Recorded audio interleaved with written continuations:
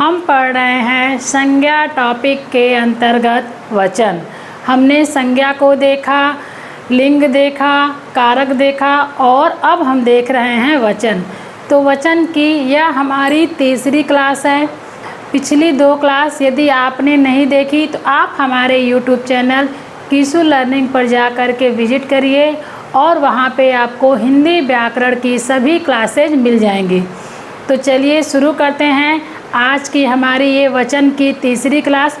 तो पिछले 2 क्लासों में हमने पढ़ा था निर्विभक्ति रूप, यानी वो संज्ञा जो बिना विभक्ति के आती हैं तो उनका बहुवचन हम कैसे बनाएंगे, तो उनका बहुवचन बनाने के नियम हमने पिछले 2 क्लासों में पढ़ा था। आज हम पढ़ेंगे सविभक्ति रूप, यानी वो संज्ञा शब्द जो विभक्ति के साथ आए। हमने आपको बताया था कि एक वचन से बहुवचन बनाने के 2 नियम हैं। हमने उसको 2 पार्ट में पहले डिवाइड किया, एक निर्विभक्ति रूप और दूसरा सविभक्ति रूप। तो निर्विभक्ति रूप हम किसे कहेंगे, जो बिना विभक्ति या कारक के साथ आए, जिसे हम कारक चिन्ह कहते हैं या परसर्ग भी कहते हैं या और विभक्ति भी कहते हैं। तो जो बिना विभक्ति के आए ऐसे संज्ञा शब्द का हम बहुवचन कैसे बनाते हैं। और सविभक्ति हम किसे कहेंगे, जो संज्ञा शब्द विभक्ति के साथ आए तो उसे हम कहेंगे सविभक्ति। तो आज की क्लास में हम पढ़ेंगे सविभक्ति संज्ञा शब्द का बहुवचन बनाने के नियम। तो चलिए शुरू करते हैं। तो सविभक्ति रूप का जो संज्ञा शब्द होता है उसका बहुवचन हम कैसे बनाएंगे। तो हमारा पहला नियम है, निर्विभक्ति रूप से बहुवचन बने किसी संज्ञा के साथ कोई कारक चिन्ह आता है तो उन संज्ञाओं में ओ अथवा यों का प्रयोग करते हैं। यानी हमारा नियम क्या कहता है कि निर्विभक्ति रूप से बहुवचन बने, यानी ऐसे शब्द जिसको हमने बहुवचन में बना दिया है, निर्विभक्ति रूप वाले संज्ञा शब्द जिसका हमने बहुवचन बना दिया है, वो शब्द अगर किसी कारक के साथ आता है तो उसका बहुवचन बनाने के लिए हमें ओ अथवा यो का प्रयोग करते हैं। जैसे मान लीजिए हमने आपको बताया था लड़का बताया था। तो लड़का हमने कहा था कि लड़का का बहुवचन लड़के होता है और लड़कों होता है, दोनों होता है। लड़का का बहुवचन हम लड़के भी करते हैं और फिर लड़कों भी करते हैं। तो कब हम लड़के करेंगे और कब लड़कों करेंगे, तो हमने बताया था पिछली क्लास में कि लड़के बहुवचन तब होगा जब लड़का शब्द बिना किसी कारक के आएगा। केवल लड़का आया है वाक्य में तो इसका बहुवचन हम बनाएंगे तो लिखेंगे लड़के। जैसे लड़का खेल रहा है और इसका बहुवचन बनाएंगे, अगर बहुत सारे लड़के हैं तो लड़के खेल रहे हैं। तो लड़का के साथ कोई कारक चिन्ह नहीं आया है इसलिए हमने लड़का का लड़के कर दिया। लेकिन जब लड़के आए और इसके साथ कारक चिन्ह लगा होगा तो हम इसका बहुवचन बनाएंगे तो क्या बनाएंगे, लड़कों। ठीक है, इसको अभी हम और अच्छे से आपको समझाते हैं एग्जाम्पल्स के थ्रू, उदाहरण के द्वारा हम इसको और अच्छे से समझेंगे कि क्यों लड़का का लड़के हुआ फिर लड़के से लड़कों हुआ। तो चलिए देखते हैं इसके उदाहरण।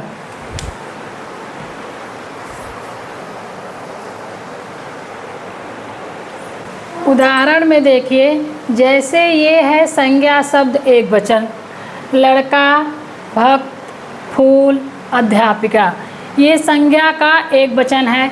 जब हमने इसका बहुवचन बनाया, लेकिन किस रूप में बनाया, तो निर्विभक्ति रूप में। इसके साथ कोई कारक चिन्ह नहीं है तो इसलिए हमने इसको निर्विभक्ति रूप में बनाया। तो लड़का का हो गया लड़के, भक्त का भक्त ही हुआ, फूल का फूल ही हुआ, अध्यापिका का अध्यापिका ही हुआ। इसमें कोई परिवर्तन नहीं हुआ, क्योंकि हमने बताया था केवल आकारांत पुल्लिंग संज्ञा शब्द में ही परिवर्तन होता है, उसमें हम ए लगाते हैं। बाकी आकारांत, इकारांत, उकारांत पुल्लिंग संज्ञा शब्द हो तो उसमें हम कोई परिवर्तन नहीं करते हैं, हमने ये पढ़ा था। तो इसी तरह से अब जब हम इसका सविभक्ति रूप बनाएंगे, सविभक्ति बहुवचन बनाएंगे, तो लड़के का हो जाएगा लड़कों, लड़कों को, ठीक है। भक्त है तो भक्तों को, क्योंकि इसके साथ कारक चिन्ह आएगा, ये को इस तब जब ये चिन्ह लगा होगा तब हम इसमें ओ लगाएंगे या फिर यो लगाएंगे।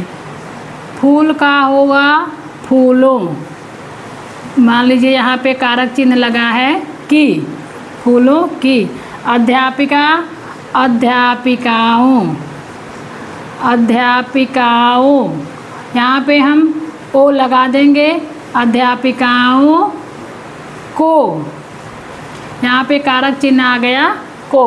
तो जब हम वाक्य बनाते हैं, यदि उसमें को या ने या कोई भी कारक चिन्ह लगा हो तो हम इसको क्या करेंगे, ओ या यों लगाएंगे। कब लगाएंगे, जब वो निर्विभक्ति बहुवचन से हमें सविभक्ति बहुवचन बनाना हो, ठीक है।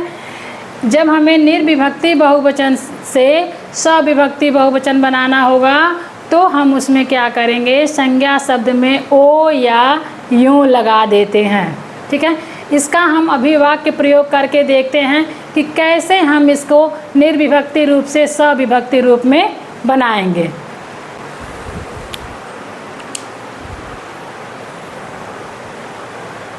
जैसे देखिए, इस स्कूल का लड़का विदेश गया, तो इसका अगर हम बहुवचन बनाएंगे तो क्या बनाएंगे कि इस स्कूल के लड़के विदेश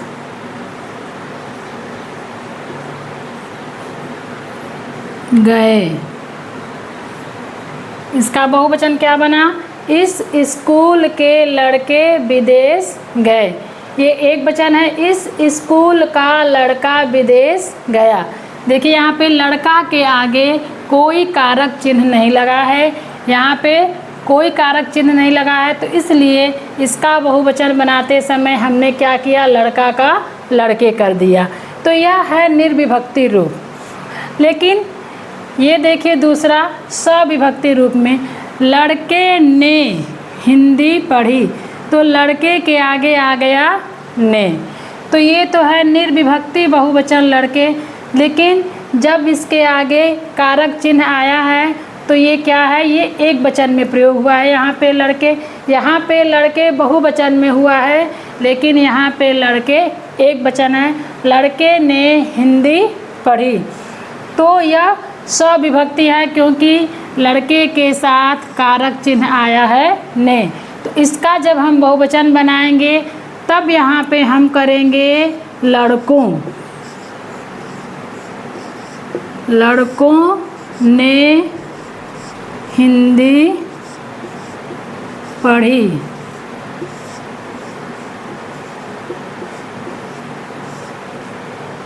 आ गया समझ में अब कि कहाँ हम लड़का का बहुवचन लड़के लिखेंगे और कहाँ लड़कों लिखेंगे। समझ में आया। जब लड़का यानी संज्ञा के आगे कोई कारक चिन्ह नहीं लगा है तो हम इसको लड़के कर देंगे, केवल ए लगाते हैं। यह हमने पढ़ा है ना कि आकारांत पुल्लिंग संज्ञाओं के आगे क्या लगाते हैं, ए लगाते हैं बहुवचन बनाने के लिए। तो इसी तरह से तो ये तो हो गया हमारा आकारांत संज्ञा शब्द एक वचन का बहुवचन लड़के।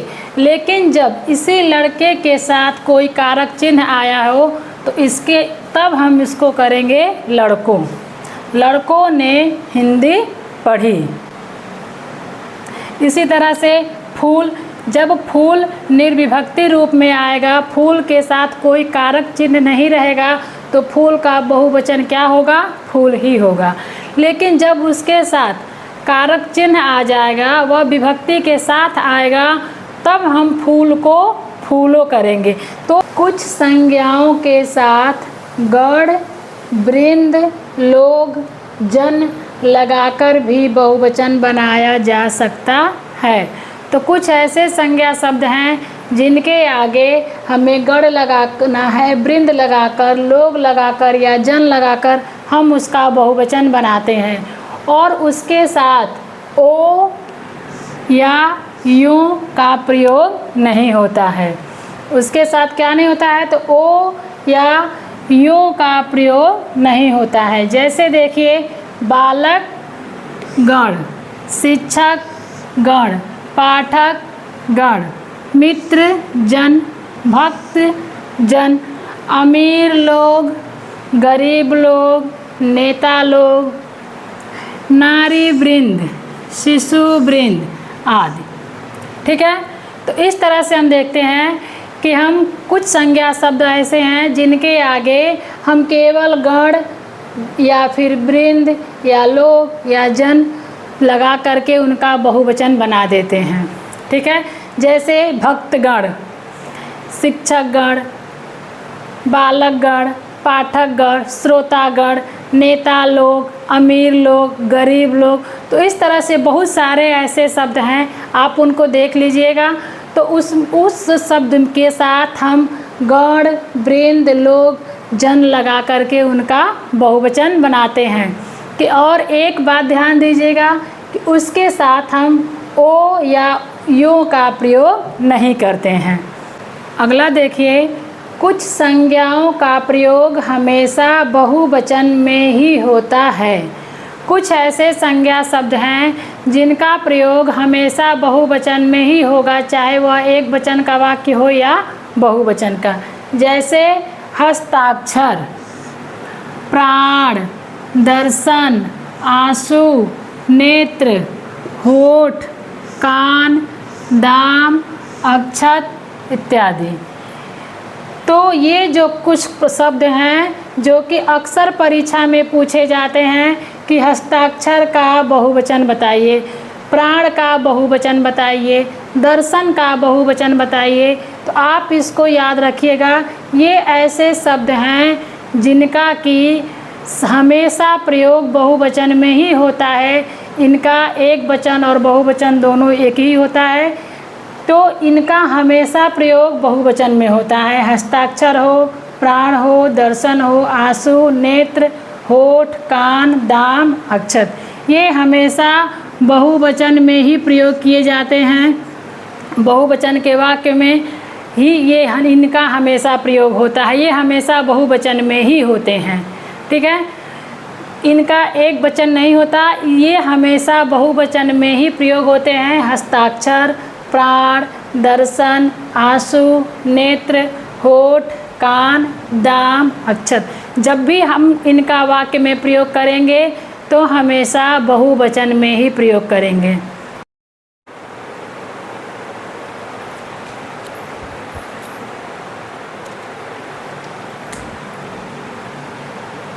अगला देखिए, कुछ संज्ञाओं का प्रयोग हमेशा एक वचन में होता है। कुछ संज्ञाओं का प्रयोग हमेशा एक वचन में होता है। जैसे जनता, प्रजा, जैसे जनता, प्रजा, भीड़, पुलिस, वर्षा, पानी, और सभी धातु और अधातु यानी सोना, चांदी, तांबा, पीतल इत्यादि। तो इनका प्रयोग हमेशा एक वचन में होता है। तो परीक्षा में प्रश्न कैसे आते हैं कि पानी शब्द दे दिया और कह दिया कि इसका वचन बताइए, यह कौन सा वचन है, तो यह एक वचन है। जनता में कौन सा वचन है, तो एक वचन है। इसको आप याद रखिएगा, जनता, प्रजा, भीड़, पुलिस, वर्षा, पानी और सभी धातु और अधातु वस्तुएं जो हैं वो किस में आती हैं, तो एक वचन में। उनका प्रयोग सदैव एक वचन में ही होता है। आदरणीय व्यक्तियों, महापुरुषों या उच्च पदों पर आसीन व्यक्तियों का प्रयोग सदैव बहुवचन में होता है।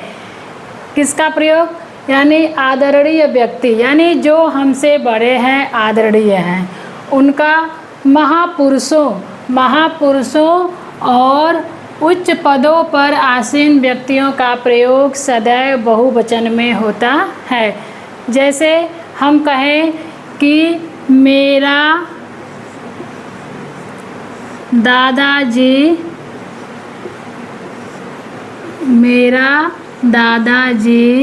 आया था।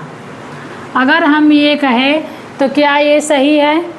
यह वाक्य सही है? मेरा दादाजी आया था, ये सही है? जी नहीं, ये गलत है। तो सही क्या होगा? मेरे दादाजी आए थे। मेरे दादाजी आए थे। ठीक है। दूसरा, अगर हम कहें भगत सिंह फांसी पर चढ़ गया, तो क्या ये सही है? हम ऐसे कह सकते हैं कि भगत सिंह फांसी पे चढ़ गया? नहीं, ये गलत है, क्योंकि वो महापुरुष हैं, उनको हम सम्मान देते हैं। तो हम ये कहेंगे कि भगत सिंह फांसी पर चढ़ गए। हम ऐसे कहेंगे ना कि भगत सिंह फांसी पर चढ़ गए। जैसे मान लीजिए उच्च पद पर आसीन व्यक्ति जैसे मोदी जी हैं, तो मोदी जी हमारे देश के प्रधानमंत्री हैं, तो हम उनको क्या कहेंगे कि मोदी जी देश का प्रधानमंत्री है? जी नहीं, हम कहेंगे मोदी जी हमारे देश के प्रधानमंत्री हैं। तब है और हैं में बस अंतर होता है। एक वचन में हम केवल है लिखते हैं, जैसे एक वचन में हम केवल है लिखेंगे, और जब हमें बहुवचन बनाना होगा तो हम हैं लिखेंगे, इसके आगे बिंदी लगा देंगे, तो ये हो जाएगा बहुवचन। ठीक है। इसके अलावा एक बात और ध्यान दीजिए, अनेक शब्द जो है यह अपने आप में बहुवचन है। यह क्या है? तो बहुवचन है। और इसका एक वचन क्या होता है? तो एक क्या है? एक वचन। अगर कभी किसी वाक्य में अनेक आ गया तो इसका बहुवचन हम अनेकों नहीं करेंगे। यह अनेक अपने आप में ही बहुवचन है। इसका बहुवचन हम अनेकों तब करेंगे जब इसके साथ कोई विभक्ति होगा, अन्यथा यह अनेक बहुवचन ही है। इसका एक वचन एक होता है। तो ये रहे हमारे वचन के नियम कि एक वचन से बहुवचन हम कैसे बनाते हैं। तो हमने पिछली 2 क्लास भी देखी थी, आज ये हमारी तीसरी क्लास थी और हमारा वचन का टॉपिक पूरा हो गया। आपने यदि वो क्लास नहीं देखी है तो आप हमारे चैनल पर जा कर के वचन से संबंधित सभी क्लासेस देखिए, और भी हिंदी व्याकरण से संबंधित जो क्लासें हैं आप उनको देखिए, अच्छे से समझिए।